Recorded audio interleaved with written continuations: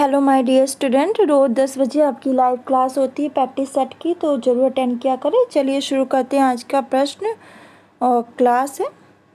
पहला प्रश्न है, प्रबंधन प्रक्रिया का अंतिम चरण है।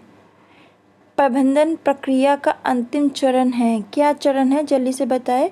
पर्यवेक्षण, नियंत्रण, मूल्यांकन, इनमें से कोई नहीं।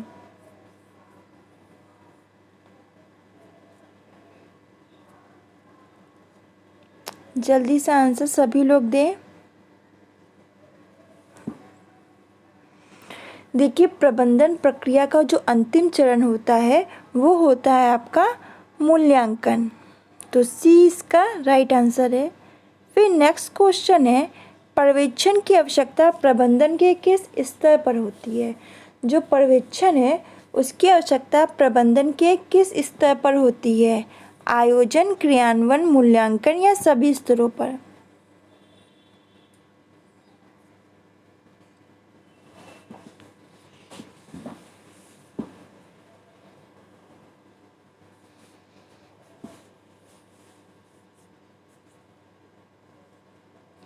सभी लोग आंसर दें कमेंट बॉक्स में।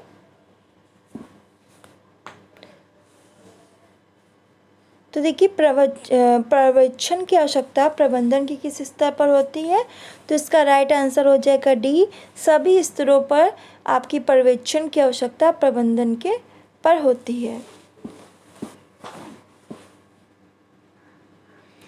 फिर किसके अनुसार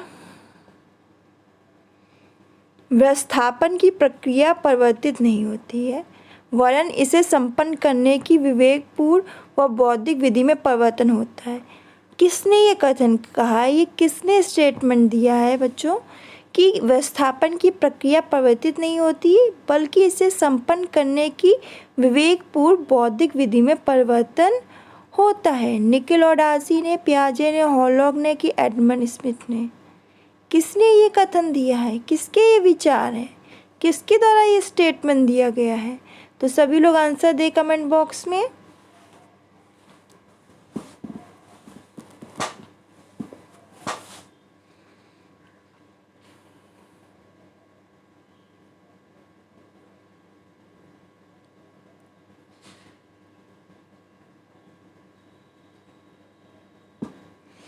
देखिए, व्यवस्थापन की प्रक्रिया परिवर्तित नहीं होती, वरन इसे संपन्न करने की विवेकपूर्ण बौद्धिक विधि में परिवर्तन होता है। ये कथन आपका निकेल और डार्सी के द्वारा दिया गया है। फिर निम्नलिखित में से कौन गृह प्रबंधन को प्रभावित करता है। निम्नलिखित में से कौन है जो गृह प्रबंध को प्रभावित करेगा। देखो, परिवार का आकार, स्वास्थ्य व शिक्षा, आवास या व्यवसाय आपका, कि ये सभी। जो आपका होम मैनेजमेंट है उसको कौन प्रभावित करेगा। परिवार का आकार, स्वास्थ्य व शिक्षा, आवास व व्यवसाय, कि ये सभी। तो देखिए, जो होम मैनेजमेंट है उसको जो प्रभावित करेगा वो परिवार का आकार, स्वास्थ्य व शिक्षा, आवास व व्यवसाय, ये सभी प्रभावित करते हैं। फिर गृह व्यवस्थापन की रचनात्मकता और साधन संपन्नता किसके साथ बढ़ती है। व्यक्तित्व के साथ, शिक्षा के साथ, व्यवसाय के साथ, कि आवास के साथ। गृह व्यवस्थापक की रचनात्मकता और साधन संपन्नता किसके साथ बढ़ती है। व्यक्तित्व के साथ, शिक्षा के साथ, व्यवसाय के साथ, कि आवास के साथ। तो गृह व्यवस्थापक की रचनात्मकता और साधन संपन्नता किसके साथ बढ़ती है, तो शिक्षा के साथ। जितना वो एजुकेट होगा, जितना वो पढ़ा होगा, उतना ही पढ़ेंगी चीज़ें। समानता परिवार में किसे कमाने वाला सदस्य माना जाता है। महिला, पुरुष, किशोर या इनमें से कोई नहीं। समानता परिवार में किसे कमाने वाला सदस्य माना जाता है, इम्पोर्टेंट है और इजी भी है, पुरुष। शिक्षा, स्वास्थ्य या बीमा की अपेक्षा घरेलू टिकाऊ वस्तुओं पर विनियोग करना कौन अधिक पसंद करता है। शिक्षा, स्वास्थ्य, बीमा की अपेक्षा घरेलू टिकाऊ वस्तुओं पर विनियोग करना कौन अधिक पसंद करता है। तो जो अकुशल कार्यकर्ता होते हैं वो, जो कुशल नहीं होते, अकुशल कार्यकर्ता होते हैं वो। किस क्षेत्र के लोग औपचारिक शिक्षा पर अधिक बल देते हैं, ध्यान देते हैं। किस क्षेत्र के लोग औपचारिक शिक्षा पर अधिक ध्यान देते हैं। ये तो बहुत ईजी है, सबको पता है। देखो अभी ग्रामीण समाज में इतना नहीं डेवलप हुआ, इतना उपनगरीय में भी नहीं हुआ, नगरीय में हुआ है। तो किस क्षेत्र के लोग औपचारिक शिक्षा पर अधिक ध्यान देते हैं, बहुत ज़्यादा फोकस करते हैं? तो आपके नगरीय लोग। घरों के में किसके अभाव की समस्या व्यवस्थापन को प्रभावित करती है? जो घर होते हैं उसमें किसके अभाव की समस्या हो तो व्यवस्थापन हमारी प्रभावित होती है।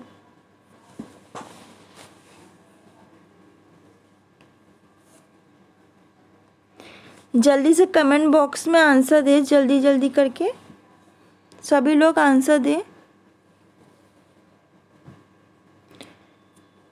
देखो बच्चों, घरों में किसके अभाव की समस्या व्यवस्थापन को प्रभावित करती है? तो सुरक्षा और आराम। अगर सुरक्षा नहीं होगा, आराम नहीं होगा तो घर में जो व्यवस्थापन है उसको प्रभावित किया जाएगा।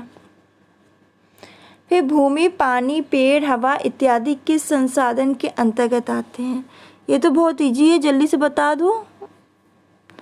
भूमि, पानी, पेड़, हवा ये किस संसाधन के अंतर्गत आते हैं? तो ये आपके प्राकृतिक संसाधन के अंतर्गत आते हैं। भूमि प्रबंधन किया जा सकता है सिंचाई व निकास का उचित प्रबंधन करके, मृदा की उत्पादकता को बढ़ाने, उचित फसल चक्र का प्रयोग करके, उपयुक्त सभी।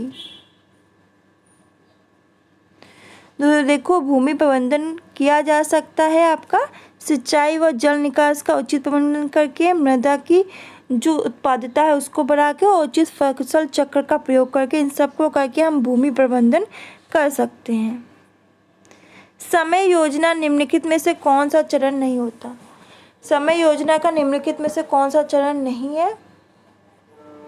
कार्य की सूची बनाना, मूल समय योजना बनाना, परिवार के सदस्यों को कार्य बांटना, कार्य की निगरानी करना। निम्नलिखित में से समय योजना में निम्नलिखित में से कौन सा चरण नहीं होता है? तो देखो समय योजना में जो चरण नहीं है वो है आपका कार्य की निगरानी करना। फिर है कार्य सरलीकरण क्रिया के तहत कौन सा संसाधन कार्य सरलीकरण में सहायक नहीं है? मिक्सर यानी mixie, washing machine, vacuum cleaner या तवे पर रोटी बनाना। तो ये बहुत इजी है, इसमें कुछ है ही नहीं, जल्दी से आंसर दो। देखो तवा पे रोटी बनाना ये तो कोई कार्य सरलीकरण नहीं है, जैसे बनाते नॉर्मल है। पर मिक्सी और वॉशिंग मशीन और वैक्यूम क्लीनर से क्या होगा, काम जल्दी हो जाएगा क्योंकि ये मशीन के थ्रू काम होता है इसमें। तो बटन दबाई और बटन को ऑन किया, मिक्सी में जल्दी से चटनी पिस गई, दाल पिस गई, वॉशिंग मशीन में कपड़े डाले, ऑटोमेटिक वॉशिंग मशीन आ गई है, कपड़े धुल के निकल के, मतलब निकालना तो खुद पड़ेगा, धुल के तैयार हो गए। आपने वैक्यूम क्लीनर से बस किया, घर की जो दरी है वो सब साफ़ हो गई, सोफ़ा साफ़ हो गया, इससे गंदगी वो पकड़ लेता है। तो ये है। तो क्वेश्चन आपको अगर मेरे अच्छे लगे तो वीडियो लाइक करना, शेयर करना, कमेंट करके ज़रूर बताना। कल मिलते हैं सुबह 10 बजे कुछ नए क्वेश्चन के साथ। आज के लिए बस इतना ही, मिलते हैं कल सुबह नए प्रैक्टिस सेट के साथ।